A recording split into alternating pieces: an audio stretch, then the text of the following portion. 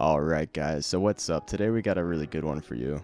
We're going to be breaking down the abilities for the Great Axe. Now, I'm not just going to be reading off what the skills do and what the passives do, but we're also going to be going over and answering questions like, should I get these abilities? Should I get these passives for these abilities? Are these abilities even useful? How do they work? I also want to cover situations where you can optimally use these abilities and how they work in PvP situations. So if you already know how these abilities work, stick around because I'm going to be going in depth on some of these uses for these skills, and if you think I'm going to miss something, please post down in the comments below. That being said, I've been extremely active in the comment sections for you guys, and I like to pride myself in bringing you guys quick responses and information as fast as possible. Alright, without wasting any more time, let's get into the video. We're going to be starting with Reap as it being one of our most important skills for any Great Axe users, but especially ones that are going to be specializing in heavy armor. Reap is best used when you notice your opponent trying to roll away, not running away. The reasons why you want to use Reap after they've tried to dodge or roll is because now their stamina is going to be drained, and when the Reap hits, they'll be right on top of you again, but this time with low or zero stamina. This is giving you the chance to do some big damage or lock them up with your CC abilities. But how far should you go down in the talent line? That question is especially hard to answer in beta testing, and here's why. I'm unaware if it's a bug or not, but when speccing down the Reap talent line, some of these passives actually don't work unless you get the last talent. The only passives that work with Reap without the last hit is its 8-meter range buff. Why this sucks so much is because I think it would be highly optimal to grab Reap with all of its talents besides the last one.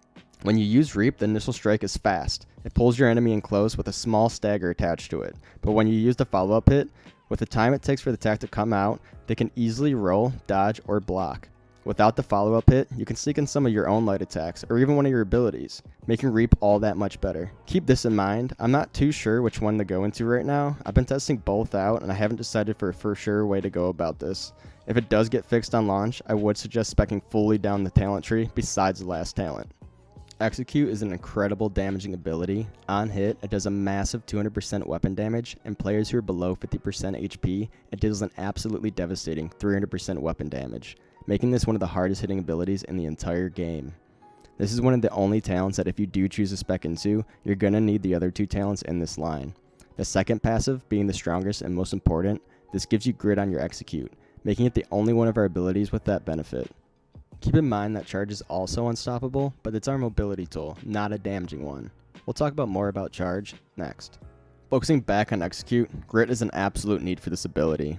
The last passive is very strong as well, making your execute crit 100% of the time enemies are below 30% HP. Although it might not sound as good as the other passives or execute by itself, this is basically guaranteeing you a killing blow anytime an enemy is below 30% HP. This ability also cleaves, hitting anyone in its path, making it a complete wrecking ball in group PvP combat. If you notice you're fighting in a group and someone's around 30% HP, maybe even a guy or two are at like 50% HP, you can let off an execute, hit a killing blow on any targets that are sitting below 30% HP, and bringing anyone who's at 50% HP extremely low, or possibly even killing them too. Execute is an ability you never want to be overlooking, but also one you might not want to always pick up. The Great Axe does massive damage by itself with its light and heavy swings, and when we eventually get grit on our light and heavy attacks, it starts diminishing the effectiveness of how good Execute actually is.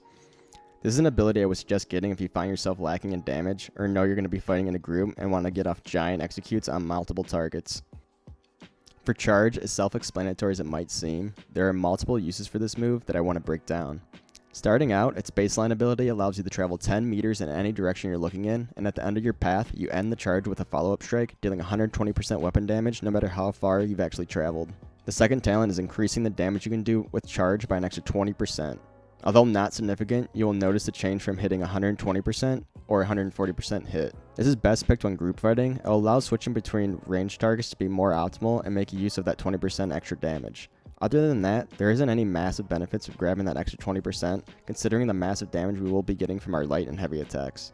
The third talent is by far the best looking one in this lineup.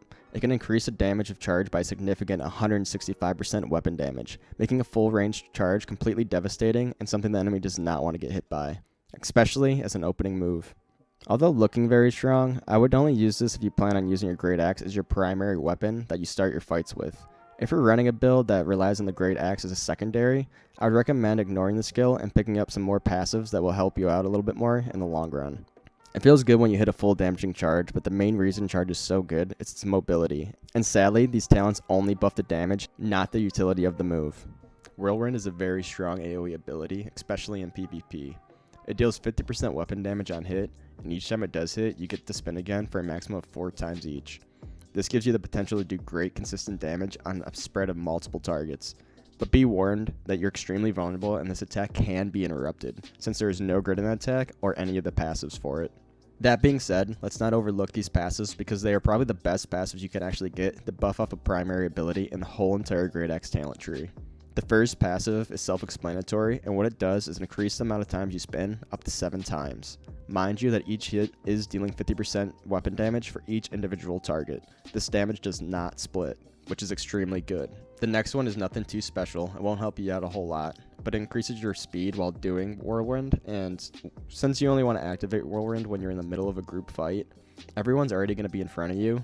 This, however, can help out a bit in smaller fights when 2 or 3 guys are trying to cut you while you do the Whirlwind by dodging out. The last one is really topping off this skill, making it much more worth it. It's increasing the damage you do with Whirlwind by 30% weapon damage, making it hit for a whopping 70% weapon damage for up to 7 times in a row. If you're able to get this off in the middle of a group fight, you just about seal the victory for your team. But like I said before, you might want to skip this skill. Despite it looking so strong on paper, this move can be interrupted at any time, and when people see it going off, they will start kiting it, making it really hard to get off and proc all 4 spins, let alone all 7 of them. The next talent we have is Maelstrom, which I first thought was going to be essential for any PvP build with the War Axe. I was wrong on that. When you activate this ability, it immediately sends a whirlpool around your character, about 3 meters in distance, and on hit, it's doing 110% weapon damage and also pulling in anyone that was caught in it. The first passive increases the range by about 50%, which if you decide to run with, this ability is an absolute must, since the range is actually pretty significant here. The next talent is pretty good too. It's going to completely negate any incoming range attacks and basically make them do no damage to you, which is really nice, but Maelstrom doesn't last for too long and this could be tricky at the time if you're baiting out a shot. But it is 100% doable and works well against 1v1 range targets. The last passive here is another must. Basically, it's just giving you another spin on your Maelstrom, bringing them in for a second time, and also dealing another 110% weapon damage. Again, this is another one of those abilities that look good on paper, but in practice, I didn't really like it. The Maelstrom itself is super laggy, and people seemed to be able to not get caught in it while it kind of looked like they did on my screen, but instead they just rolled out. The last skill is one of my all-time favorite abilities for New World PvP. We're going to be saving the best for last this time. So what the Gravity Well does is, wherever you're looking at, you could throw out a vortex that sticks to the ground, pulling in all enemies caught in it to the center for about 3 seconds. While they're in the vortex, the enemies cannot move optimally or use their roll abilities. And when the 3 seconds is up, it explodes for a decent amount of 125% weapon damage. Be warned, some abilities like the Mage's Teleport can escape this vortex. So I suggest only using this move after they've used their mobile abilities, or bait them out to use them when you throw your vortex. The range on vortex is pretty nice, however it doesn't say how far it actually goes, but I would say it's anywhere between 7 to 11 meters, which is very good. Both the passives in this I would choose to ignore for PvP, however. The first one being a 10% damage increase for each opponent that you catch in your vortex. I don't find this too significant at all. And the last one here actually gives your teammates that are standing in the vortex fortify, which again, I don't find this super significant for PvP either. However, in PvE, I could see this being a good benefit for your team.